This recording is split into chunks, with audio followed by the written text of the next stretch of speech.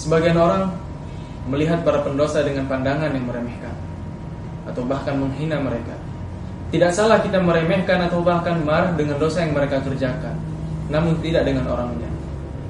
Tidakkah kita ingat Allah Subhanahu wa taala mengabadikan bagaimana penyihir Firaun yang datang di pagi hari ingin menentang dakwahnya Musa, namun setelah melihat kebenaran mereka beriman dengan iman yang kokoh, iman yang membuat mereka dipotong tangan dan kakinya secara bergantian dan kemudian disalib di pohon kurma. Sementara itu, mereka Bani Israel yang menyeberangi lautan bersama Musa melihat sendiri bagaimana mukjizat Allah Subhanahu wa taala.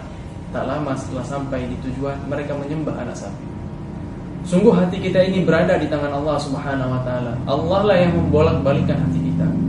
Dan sungguh agama ini dimenangkan oleh mereka yang ikhlas dan tulus dalam beriman, bukan oleh mereka yang duluan beriman, bukan oleh mereka yang duluan dalam ketaatan.